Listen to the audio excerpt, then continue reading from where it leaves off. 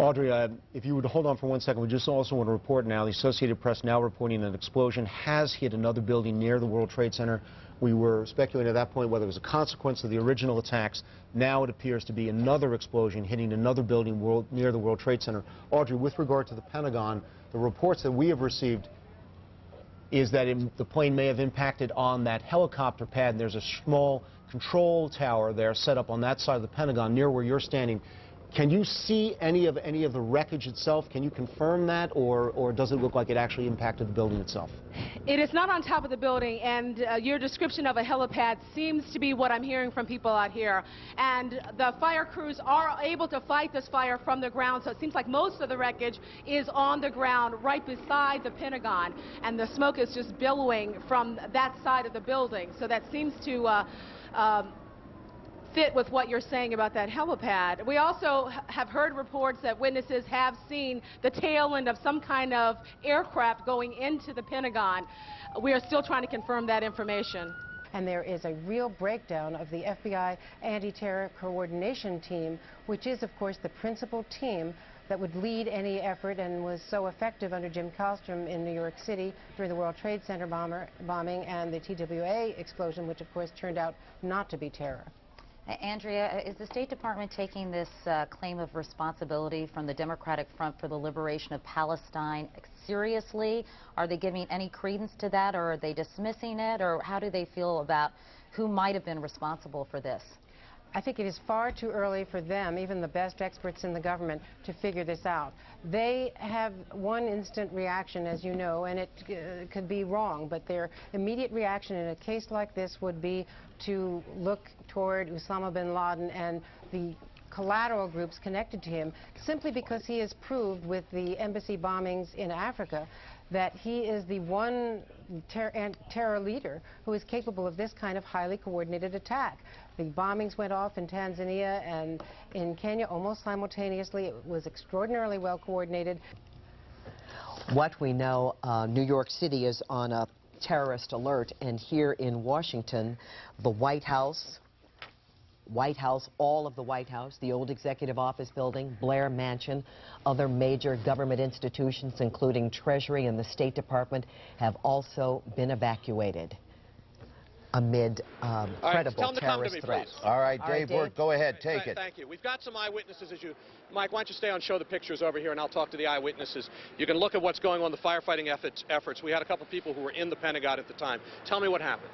We were sitting at our desks having a meeting, and there was a large shutter, or there was a shutter of the building, and the sound of a large thud. Right, you could hear the impact, and there was a large concussion, like an explosion would do the air, would be a concussion. But we didn't know there was an explosion. It was clear. We looked at each other and knew that something catastrophic had happened, but we had no idea what it was. People began evacuating immediately. Went outside, and it wasn't until we were outside we realized what had happened. How far away from you in the building were you when it happened? Well, if you divide the building into fifths, 5 pie slices, which is the way the Pentagon renovation is scheduled, this is in the first wedge, the new wedge that just was finished, and we were in the next one over.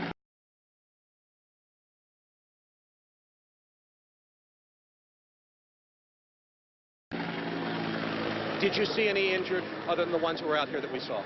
I didn't see any injuries. Did you see what size of plane it was when you got outside? No, but walking up here now along the road, there are pieces of aircraft spread all the way up the road, at least a third of a mile from the impact site. What goes on? Can you tell us what would be in those offices, generally speaking? I know you can't go into great detail. Well, we're looking at the E-ring of the Pentagon, and that's where the more senior officials are. That area, I believe, is where the Army Deputy Chief of Staff for Operations and the Army Deputy Chief of Staff for Personnel's offices are.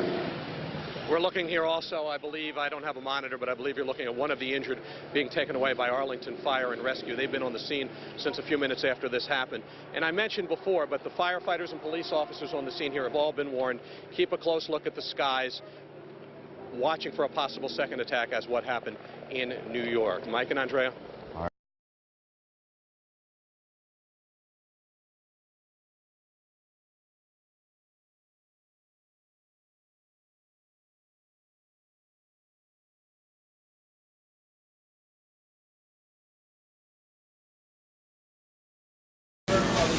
I moved along.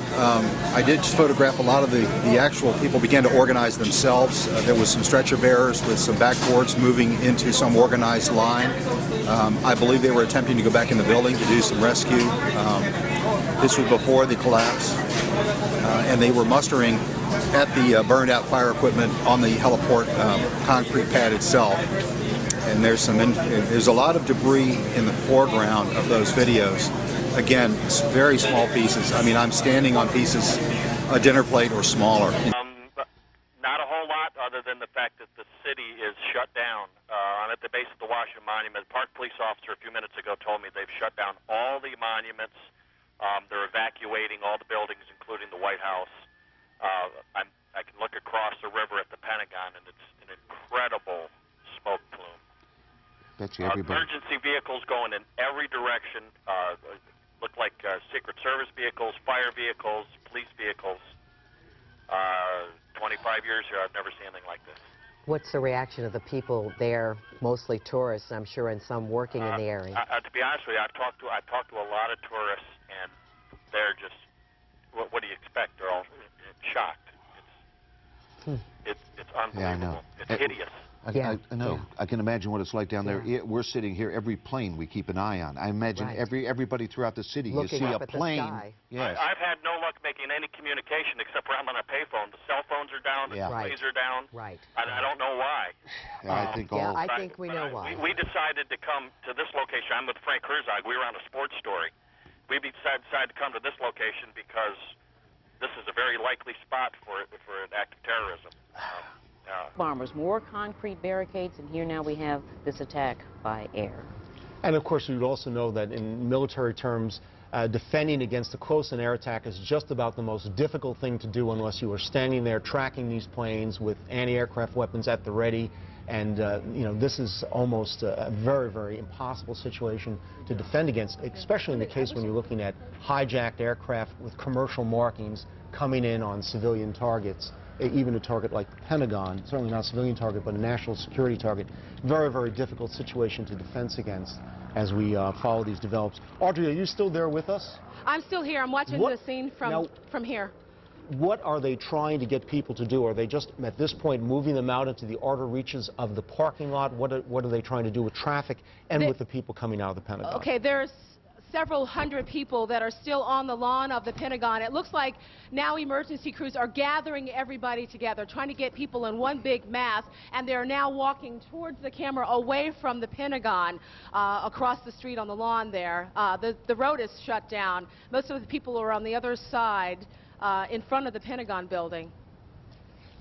But at this point, it looks like there's a concerted effort to kind of gather everybody together and get them away from the Pentagon building. And there's still a pretty major fire. I mean, I see flames shooting up like 20 feet into the air, still on the grounds of the Pentagon. So this is far from under control right now. Yeah, describe some of the equipment you can see. Where are they from? Who is responding to this at the Pentagon? What can you see? I see, I would say, 20 different emergency vehicles, ladder trucks. I see plumes of actually fire hoses on the ground going, shooting at the Pentagon building in large volumes of water. You can see some now in your shot. Several volumes of water coming up there as they try to fight the fire. Now been shut down effectively as well, so the ripple effect continues this morning as we all try to adjust psychologically and intellectually to what we are witnessing here. It is difficult to comprehend, but this country, the strongest country in the world, has been the target of a major coordinated terrorist attack. And the E-ring of the Pentagon, you can't even see it from this distance. There is a helicopter hovering over the site, taking pictures and taking a look at what's happening inside. I'm looking down on traffic, which is completely gridlocked on Route 50 heading out of the city. Heading into the city on Route 395, you can see traffic is moving along quite quickly, and we have heard several fire trucks and EMS trucks pass us by here. I'm looking down right on the ground right now on the ramp that would take you to Route 110. They have blocked that off. There's a police officer standing right in the middle of the street. Distance of any of these workers, or are they keeping reporters back a distance from the workers who are out of the building now? I'm going to try to get some people to come over and talk to me from across the bridge. They'd have to. There's like 6 lanes of dividing us. Right. Let's go back to New York City for a second. The latest reports now from the Associated Press does say that one of those towers, this is World Tower Center 1, the second tower hit, has collapsed. And now